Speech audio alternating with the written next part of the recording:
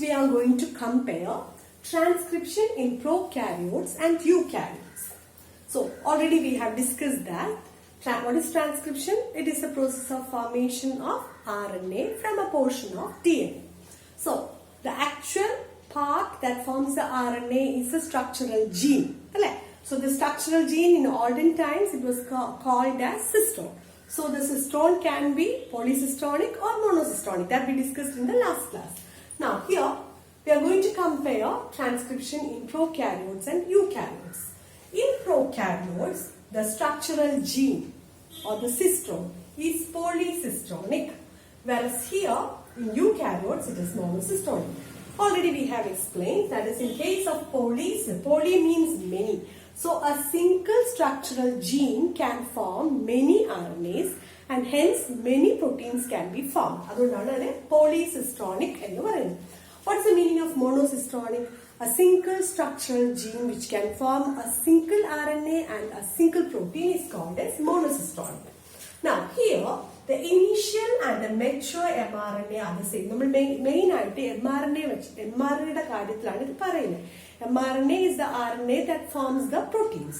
So here in case of prokaryotes, ആദ്യം form ചെയ്യുന്ന അതായത് ഡയറക്റ്റ് ആയിട്ട് ട്രാൻസ്ക്രിപ്ഷൻ കഴിഞ്ഞുണ്ടാകുന്ന transcript or the mRNA is the same when we compare it to the final mature state. അതായത് പിന്നെ ഒരു processing ആവശ്യമില്ല. ഫോം ചെയ്യുമ്പോൾ തന്നെ ഒരു മെച്യൂർ functional ഫോമിലാണ് ഇവിടെ ഫോം ചെയ്യുന്നത് in case of prokaryotes.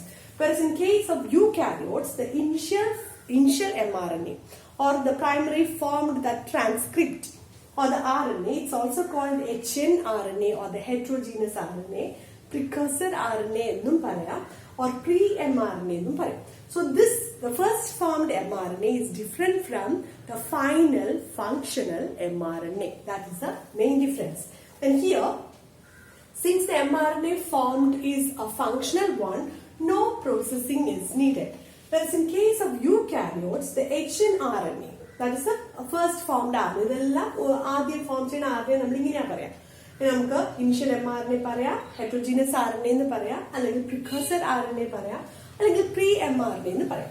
So this mRNA should be processed, should be made into a final functional mature product. So it should undergo processing called as splicing, capping and chaining. മൂന്ന് processing ആണ് അതിൽ നടക്കുന്നത്. Splicing നടക്കും. Splicing is the process of removing introns and joining the exons. Introns are the unwanted sequences. So the unwanted sequences are removed from the formed RNA and then the exons are joined together. So that's called as splicing. It also undergoes capping and chaining. Capping on a 5' angular methyl guanosine triphosphate is added. And chaining is the process of adding polyadenate residues in the 3' end. Okay. അപ്പോൾ അതും കൂടെ undergo ചെയ്യും. So it undergoes processing like splicing, capping and tailing. Now single RNA polymerase can form. In case of prokaryotes, a single RNA polymerase can form all different types of RNA like tRNA ആണെങ്കിലും mRNA ആണെങ്കിലും rRNA ആണെങ്കിലും എല്ലാം ഒരേ enzyme ആണ് polymerase ചെയ്യുന്നത്. But here they have different polymerase enzyme for forming different types of RNA. For example, എപ്പോഴും ചോദിക്കുന്ന പ്രശ്നമാണ് RNA polymerase 1 ആണ് rRNA ഫോം ചെയ്യുന്ന enzyme. RNA polymerase 2 ആണ് mRNA ഫോം ചെയ്യുന്ന polymerase enzyme. RNA polymerase 3 ആണ് tRNA ഫോം ചെയ്യുന്നത്. RNA polymerase 4 ആണ് siRNA or short interference RNA എന്ന് പറഞ്ഞ RNA ഫോം ചെയ്യുന്നത്. So here in eukaryotes there are different RNA polymerase for polymerizing different types of RNA. ഇനി അടുത്ത point transcription and translation occur simultaneous in case of prokaryotes. Why? Because there is no definite nucleus. So everything happens in the cytosol. That is a region which contains the genetic material also. There is no differentiation into a true nucleus. But in case of eukaryotes, there is definite nucleus. So what happens? Transcription. The genetic material, DNA and all present in the nucleus. So transcription or the formation of RNA happens in the nucleus. After that, from the nucleus, the RNA should be released into the cytoplasm for the translation process.